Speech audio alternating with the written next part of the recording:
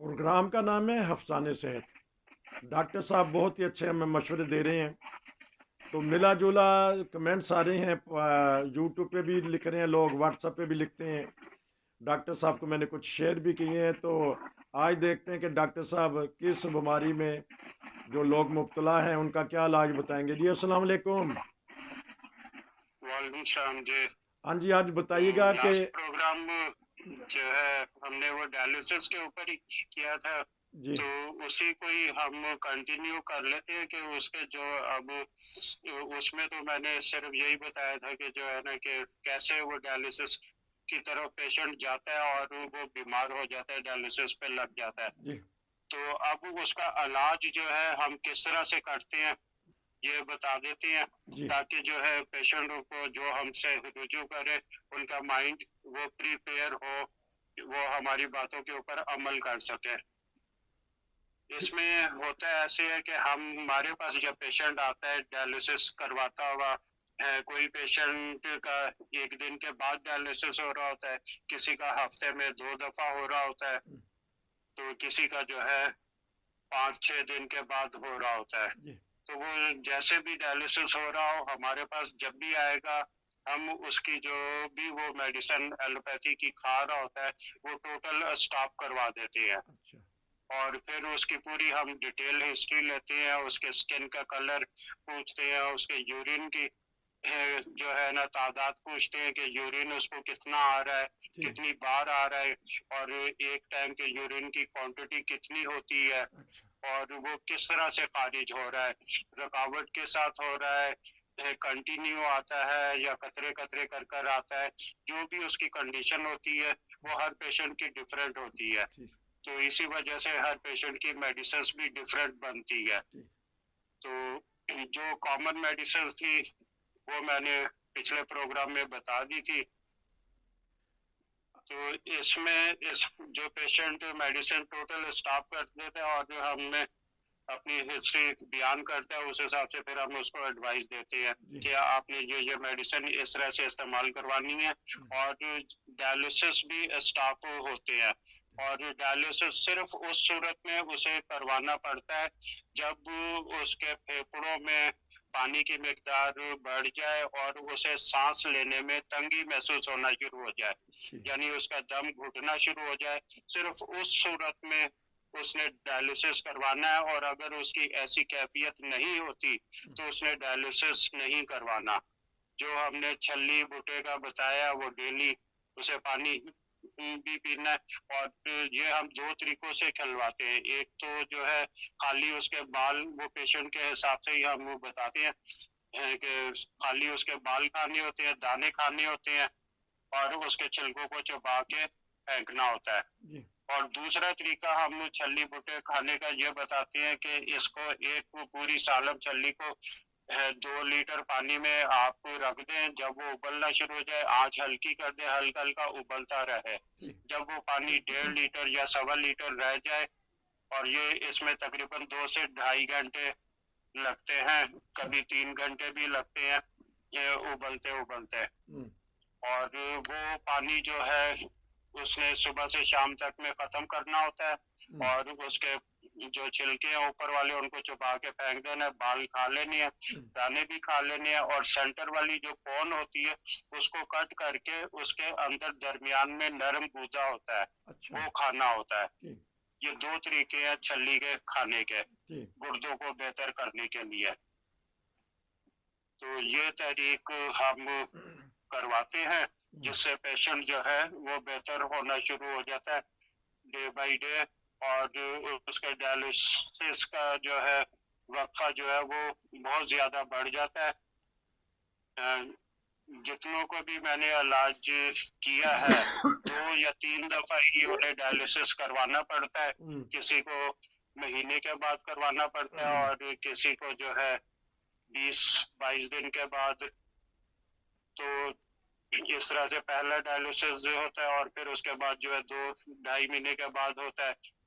अच्छा। और फिर उसके बाद अक्सर ही कोई कोई पेशेंट होता है जिसको तीसरा डायलिसिस करवाना पड़ता है, नहीं तो आमतौर पे इसी में ही सेट हो जाते हैं पेशेंट। अच्छा, ये बता देगा कि ये फैसला कौन करता है कि आपको इतने दिन बाद डायलिसिस करवाने पड़ेंगे? ये कौन फैसला करता है? मशीन बताती है या कंडीशन नहीं, बताती है? मशीन नहीं बताती, ये पेशेंट की खुद अपनी ऑब्जर्वेशन होती है। उसको हमने पेशेंट ने खुद जज करना होता है कि अब जो है ना मेरी सांस घुटना शुरू हो गई है, मुझे अब सांस लेना जो है ना मुश्किल हो रहा है, हम्म, यानी मुझे ऑक्सीजन की जरूरत है। ठीक। उस वक्त जो है ना वो उसने डायलिसिस करवाना है, ये पेशेंट खुद जज करता है। तो खुदा ना खास्ता किसी को अगर सांस की बीमारी है तो वो यही समझता रहेगा कि मुझे तो डायलिसिस करवाने पड़ेंगे, दमा हो खुदा ना खास्ता। नहीं नहीं नहीं, दमे वाले पेशेंट नहीं होते। ज्यादातर जितने भी पेशेंट हुए हैं उनको डायलिसिस की वजह से ही ये कंडीशन होती है। अच्छा। अगर डायलिसिस किसी वजह से लेट हो जाए तो उनके लंग्स में पानी की क्वांटिटी बढ़ जाती है, जिसकी वजह से उनका सांस रुकना शुरू हो जाता है। और जब वो हमारे ट्रीटमेंट में चल रहा होता है तो वो यूरिन की क्वांटिटी उसकी बढ़ती है, और जो पानी उसके बॉडी में स्टोर हो रहा होता है वो खारिज होना शुरू हो जाता है। इस तरह से वो डायलिसिस से बचता है। तो अगर टोटली खून बदल दिया जाए जिसम में, किसी और कोई और खून लगा दिया जिस डॉक्टर लगाते हैं, ये भी नहीं, ये बताइएगा। खून बदलने से इसका हल नहीं है। अच्छा। खून बदलने इसलिए कि जो उसको फिल्टर करने वाला ऑर्गन है किडनी, हम्म। वो जब डैमेज हो चुका हुआ है, उसके जो मजदूर हैं उसके जो पार्ट्स हैं उनके अंदर पैरालिसिस कंडीशन हो गई है। हम्म। छन्नी जो है फिल्ट्रेशन का अमल नहीं कर पा रही। हम्म। वहाँ के जो मशीनरी है वो हर ब्लड में से पार्टिकल्स को अलग नहीं कर पा रही। उसको बेहतर करना जरूरी है। अगर गुर्दे ही बदल दिए जाएं, बाज दफा बाज मुल्कों में बदले जाते हैं तो फिर। वो देखिए वो हल नहीं है। अच्छा। उसमें जो है उसकी लाइफ, आप सीजर कोई सा भी हो ना, हम्म, 1 इंच का अगर सीजर कट लग रहा है जी। तो वो समझे कि उसकी 5 से 10 साल लाइफ कम हो गई है। अच्छा। तो तो अभी इसमें तकरीबन 1.5-2 इंच का सीजर होता है। ठीक। सीजर से मतलब बता तो दीजिएगा आसान लफ्जों में ताकि। ऑपरेशन ऑपरेशन ऑपरेशन अच्छा, अगर दोनों, अगर गुर्दे अगर बदल दिए जाएं दोनों, फिर भी डायलिसिस करवाने पड़ेंगे उनको? डायलिसिस से बचेगा लेकिन कुछ अर्सा उसको डायलिसिस से करवाने पड़ते हैं। ऑपरेशन जो गुर्दे नए लगा दिए जाते हैं ना किसी के डोनेट किए हुए। हाँ जी। हम्म, तो अच्छा, ये एक बता दीजिएगा, इसी दौरान एक सवाल ज़हन में है कि ये बाद लोग देखा गया कि पाकिस्तान में किसी को पकड़ा या किसी का गुर्दा खरीद लिया, तो वो जो सा गुर्दा बेचने वाला है या गुर्दा खरीदने वाला है, क्या नुकसान क्या फ़ायदे हैं उसके? देखिए उसमें ब्लड की मैचिंग भी देखनी होती है अच्छा। कि उसका ब्लड ग्रुप भी जो है ना मैच कर रहा हो, और फिर गुर्दे की साख्त को देखना होता है। वो सारी चीजें देखनी होती हैं। और वैसे जिस जो गुर्दा अपना बेच रहा है तो वो भी अपने साथ ज्यादती कर रहा होता है। अच्छा। अब लोग एक गुर्दे पे भी जिंदा रहते हैं, हम्म। लेकिन उस पर जो है ना हार्ट के ऊपर और जिगर के ऊपर जो है प्रेशर बढ़ जाता है इसका। अच्छा। और जो फिल्ट्रेशन का अमल है ना ये इस तरह से हो रहा होता है कि जिगर जो ब्लड को तैयार कर रहा होता है ना हम्म, लंग्स में भेज रहा होता है। लंग्स से जो है वो फिर जो है ऑक्सीजन लेकर दिल की तरफ जा रहा होता है, फिर हम्म, वो वापस से इधर आ रहा होता है गुर्दे की तरफ। हम्म, और गुर्दा उसमें से जो है ना जो राइट साइड का गुर्दा है वो जिस्म की तरफ आने वाला खून जो है उसको फिल्टर कर रहा होता है। फिर जो जिस्म से होकर ग़िज़ाइयत सारी तकसीम करके वापस दिल की तरफ जा रहा होता है, तो वो फिल्टर कर रहा होता है। जो उसने जिस्म से फालतू चीजें ली हैं उनको फिल्टर कर रहा होता है। तो इस तरह से वो फिर सारा बर्डन एक ही गुर्दे के ऊपर पड़ जाता है। तो ये चीज कोई नहीं बताता। अच्छा, अब ना ये मुला जिला जो कमेंट्स मुझे आए हैं तो कुछ हो सकता है आप भी करें ये। आपने पानी की मकदार कहते हैं बाज़ दोस्त के ज़्यादा ही बता दी है। मैंने उन्हें कहा कि उन्होंने सिर्फ पानी नहीं कहा, बल्कि उन्होंने कहा कि तरबूज खा लें या कोई भी लिक्विड ले लें, तो कम अज़ कम इतनी करें। इस हम्म, बारे में ज़रा क्लियरेंस कर दें कि आपने ज़्यादा से ज़्यादा पानी आपने बताया है कि 6 से 7 लीटर गालिबन। तो देखिए पानी की शक्ल जो है ना, वो दूध भी ठीक है गन्ने का जूस भी जी तरबूज का भी है। तरबूज भी जो है 92% जो है पानी है। ठीक अब वो जितना बड़ा तरबूज है उसके हुजम के हिसाब से वो अंदाजा हो जाता है कि इसमें लीटर है, 2 लीटर है। जी वो चीज जो है ये सारी मिला जुला के क्वांटिटी जो है ना 7 लीटर मैंने कही है, जी नॉर्मल वर्क करने वाले शख्स के लिए। अच्छा तो वो और डेली का जो खारिज हो रहा है वो भी तो अपना देखे कि यूरिन के जरिए जो है ना वो तकरीबन उसका 3.5 लीटर 4 लीटर डिस्चार्ज होता है डेली का। अच्छा और फिर स्टूल और सांस के जरिए जो डिस्चार्ज होता है वो तकरीबन जो है ना आधा लीटर से लेके 1 लीटर तक होता है। तो अच्छा इस तरह 5 लीटर तो तकरीबन यही बन जाता है। तो 5 लीटर जो खारिज हुआ है वो तो उसने बैलेंस तो करना है। ठीक लेकिन ये हैरानगी की बात है कि आम रूटीन में हर कोई शख्स ये कर सकता है जो आपने तजावीज़ दी हैं या जो साइंस जी कहती है। बिल्कुल कर सकता है। अगर आप बैक हिस्ट्री पे चले जाएं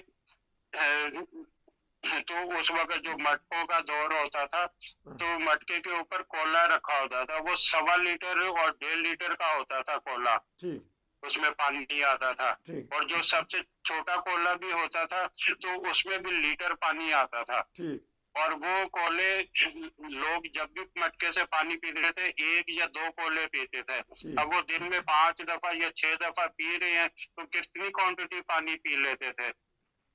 उस और वक्त आज के इंसान ने जो है उन चीजों को छोटा कर दिया। 150 ml के 150 ml के 200 ml के गिलास रख लिए हैं। लेकिन उस वक्त और मेहनत बाज मजदूरी जगह पे तो 100 ml के गिलास भी आ गए हैं। हाँ जी तो लेकिन उस वक्त मेहनत मजदूरी ज़्यादा होती थी इसलिए ज़्यादा लोग पानी पीते थे। अब तो आराम तलब हो गए हैं। राम तलब भी हो गए हैं तो फिर भी जो है ना वर्किंग तो कर रहे हैं ना। ठीक जिस्म का वर्क तो वैसा ही है। जिस्म की जो जरूरियात हैं, जो उसमें से डिजायर है, जो उस खाना पीना है, वो तो सेम है। उसमें तो कोई तब्दीली नहीं आई। ठीक है और एक दो एहतियात बता दें ताकि दोस्त जिनको है खुदा ना खासा या जिनके अजीज़ों में से किसी को है और क्या एहतियात करें और क्या खाएं पिए। पानी तो आपने बताया कि इसका एक बेहतरीन हल है ताकि अब बस नेचर की तरफ चले, कुदरती चीजों को पसंद करें, कुदरती चीजें खाएं। उसका टेस्ट फीका खाएं, मीठा है मीठा खाएं, जी कड़वा है कड़वा खाएं। अच्छा उन कुदरती टेस्टों को पसंद करें, उसी को ही उसी जायके में इस्तेमाल करें। अपनी जबान के टेस्ट के चक्कर में उसके अंदर तब्दीली ना करें, चीनी डालें या जो कोई नमक डालें या कोई और चीज उसमें शामिल करके टेस्ट जो बनाए जाते हैं उनसे इज्तनाब करें। कुदरत की चीजों को उनकी ओरिजिनल हालत में खाने की आदतें डालें। हर किस्म की बीमारियों से बचना शुरू हो जाएंगे। नाजरीन तमाम दवाएं अपने डॉक्टर की हदायत के मुताबिक इस्तेमाल करें और अगर आप भी कोई मशवरा या कोई प्रोग्राम करना चाहते हैं तो रब्ता करें। हम आपकी बातें इंशाल्लाह पूरी दुनिया में नशर करेंगे। अब अगले प्रोग्राम में हम मज़ीद बातों पे